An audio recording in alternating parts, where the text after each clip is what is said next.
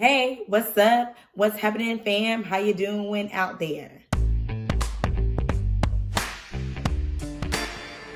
So Roy is not here. He's actually at work, so you just got me today.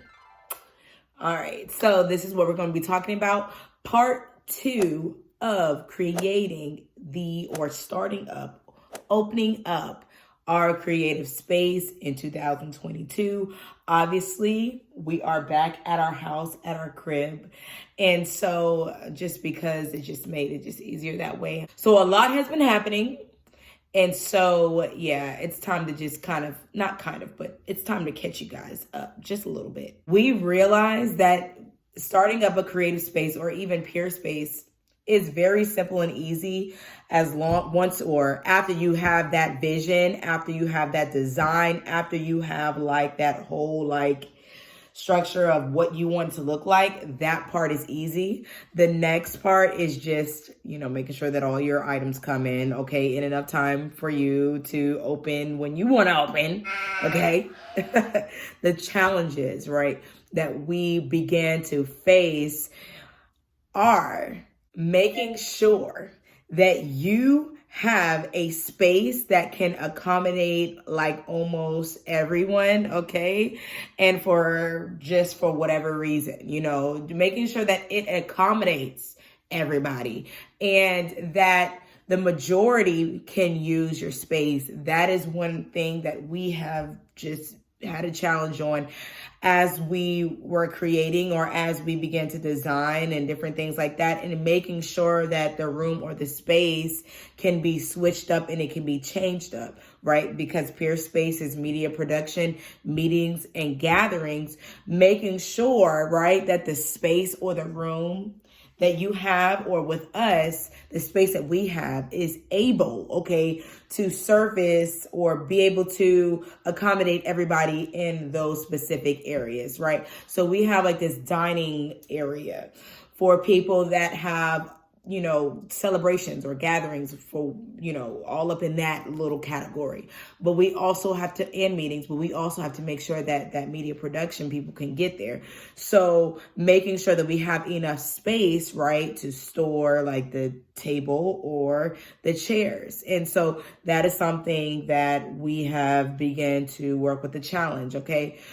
The next challenge, I'm just going to keep saying this because it is so annoying. Oh my goodness. Make sure when you order your stuff, okay, make sure that you really look at when it's going to ship to you or their shipping details, okay?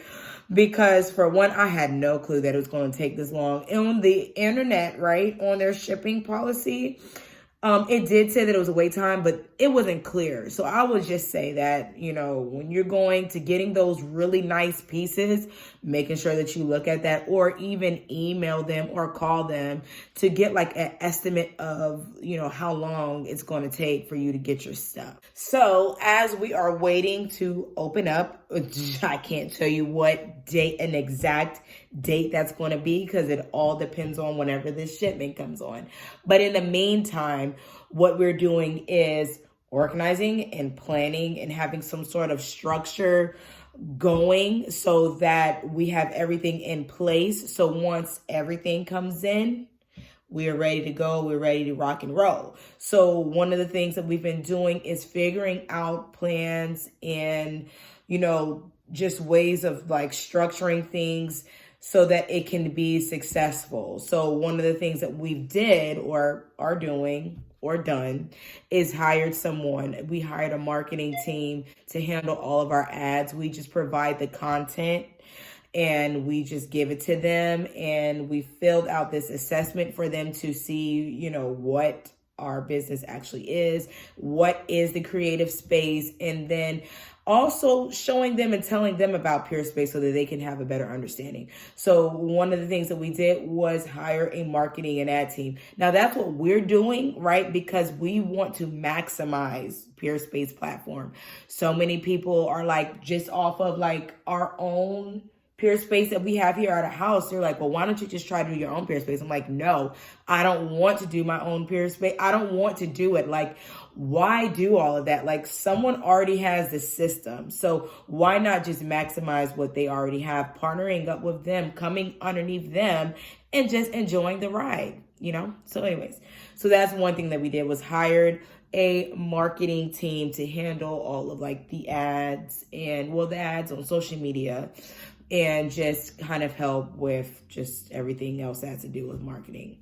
The other thing that we did was come up with really nice and unique add-ons to create an experience. So now that we kind of branched out, not kind of, but now that we branched out of our home, you know, we want this to feel different than the house setting. So we want it to be more of like an experience type thing. So we had special add-ons there, like someone doing paint night, someone coming in and doing like the caricature, like silly, cool artist self-portraits. We also have a photographer, and we have some other things. Anything that's going to help create the experience. I realized that in 2000 and going into 22, we really do care about experiences. We really care about our surroundings, what it looks like, okay? How exclusive and intimate and special it is. So we wanted to make sure that we like maximize, how can we get into that industry? How can we be the answer? How can we be, especially in the area that we're in, where there isn't that much things to do? How can we be the difference? How can we add something to what is here? Okay, so we have hired someone to do our ads because we don't know how to do it, okay? We know a little bit, but we don't. So we hired somebody to do our ads. Keeping up with the tracking, right? That's the challenge part, keeping up with the tracking, because, you know, we are not open yet because of that issue. The next thing I would just say is just helping people with, you know, direction, meaning like, you know, what is the best time to book? Like, what, this is something that is so new. Like, you have to like give people like visual things or just different ideas to make it, you know, to help them understand what it is. So it's like, okay, well, is it a venue space? Is it whatever? It was like, no, venues. When I think of venue spaces, I think of just huge, broad, I think of weddings, and I mean, even though that can happen, but this is just almost like a baby sister to a venue space. So we had to make sure that we give out like as much information as possible. So one of the things that we also did was best time to book. When I tell you that golden hour in that room is chef's kiss, I mean, it is beautiful. I love it. So we made sure that we had like golden hour up there. So now, or we have, it's winter time. So now golden hour is different. So we have a golden hour, or we have best times to book in the winter, best times to book in the summer. So we did golden hour. We did sundown, because where we're at right now, you can, or the space, you literally can see the sun go down. It is so beautiful. It is so beautiful. And it's like that nice orange, yellowish gold color. It is beautiful. But anyways, so we got sunset and we got moonlight, which is when it's like dark and all you see is the city lights from where you're at. And it is so beautiful. All of it's beautiful. Roy and I made sure that we had some sort of experience with ourselves first before we push it out to other people. So with that said, we actually have a focus group that we're going to do, focus groups. So staging different groups of people. So there'll be like duos, there'll be 4 people, and then it'll be the max amount of people that can be in that space. And really, honestly, just staging the whole thing as if it was a booking to get each and every person's like, you know, honest review or honest opinions of what they think, or going into issues that we may have before we open, because this is something that we want to make sure can go as smooth as possible. And that if there is an issue or something ever comes up, you know, we know how to handle it based off of, you know, our information that we've gathered, or the data that we've gathered during our focus group. So it kind of like goes kind of deep into it, but not really, but yes, really at the same time. So this is what we did. This is what our part 2 looks like. I hope and pray. Let me tell you, I hope and pray that the next time that we make the part 3, that it is us finally opening and just giving you guys information and us sharing, right? Maybe some of the challenges that we've faced after opening, and then also just some things to know and some golden nuggets to give to you. We just want to make this easier for the next person to do, and just keep spreading the love with Peerspace. Just keep spreading the love. So anyways, that is it, y'all. That is it. I don't like to say the YouTube language. I don't know that. I don't want, I want to like go back, okay, and like erase all of YouTube language so that I don't naturally say it to you guys, because that's really annoying. I just said you guys. So I don't give it to you, pretty much, if I don't speak it to you. So that's it. I will see you guys on the next video. Hopefully we'll be going live soon.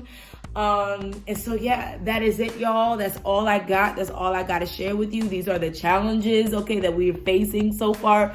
These are the things that we're doing right now with our creative space starting in 2022. And it will be open around in January to the beginning February. Thank you, Lord. It's going to happen. Yes, it is. So yes, that's it, y'all. I will see y'all later. Bye, fam. See you later. Bye. Have a good day. Bye. Happy New Year. Bye.